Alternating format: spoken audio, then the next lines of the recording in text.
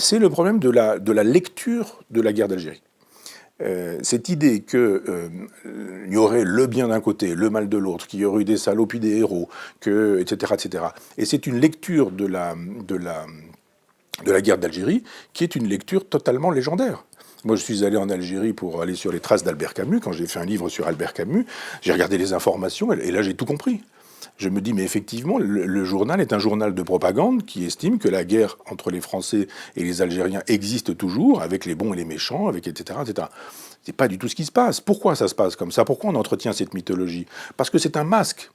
Pendant qu'on dit voilà l'ennemi c'est le blanc, c'est le français et que le président de la République vient se faire soigner en France d'ailleurs, on ne dit pas ce qui se passe, c'est-à-dire la souffrance du peuple algérien. La souffrance du peuple algérien, pendant qu'une mafia qui est issue du FLN dispose du pétrole, du gaz et vit une vie de richard. Enfin, ce sont des gens qui mènent une belle vie et qui exploitent leur peuple.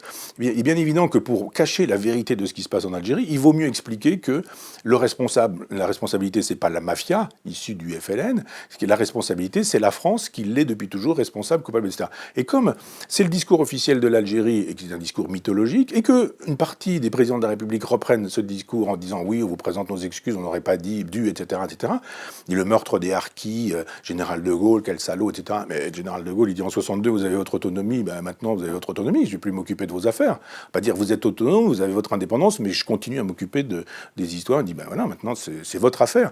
Donc le massacre des harkis, c'est pas le Général de Gaulle. Le Général de Gaulle, il dit maintenant vous êtes autonome, vous êtes souverain chez vous, moi je ne m'occupe plus de vos affaires. Donc il y a une écriture de l'histoire qui est une écriture mythologique, mais c'est souvent comme ça que ça fonctionne. Et je pense que le travail du philosophe, c'est de démythologiser. C'est de dire, faisons véritablement de l'histoire. Il n'y a pas des salauds, il n'y a pas des héros. Il y a eu, par exemple, des massacres dans des villages. Je pense à Melouza, par exemple. Les massacres ont été faits par le FLN contre le MNA, le mouvement nationaliste algérien. Tout ça pour qu'il y ait une domination du FLN sur le mouvement autonomiste et indépendantiste. Donc il faut vraiment faire de l'histoire. Et je comprends que des gamins paumés qui, jadis, avaient des informations par le canal satellitaire, puis qui aujourd'hui, avec Internet, sont branchés sur les télévisions d'Algérie, croient qu'effectivement, la légende qu'on leur présente, c'est la vérité. C'est un petit peu comme si on dit aujourd'hui que, par exemple, la télévision chinoise est libre, ou que la télévision russe est libre, ou que la télévision turque est libre, tout le monde va dire laissez-moi rire. La télévision française est libre? Non, bien sûr que non, elle n'est pas libre. Non, bien sûr que non.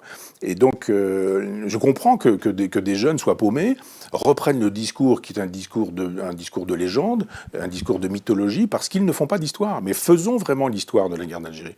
La guerre d'Algérie, aujourd'hui, c'est le monopole de Benjamin Stora qui délivre le discours officiel. Il a le monopole du discours sur la guerre d'Algérie. Or, vous savez que la vérité de la guerre d'Algérie, ça donne des récits historiques. Si ces récits historiques sont des récits légendaires, légendés et mythologiques, il est bien évident que vous dites n'importe quoi sur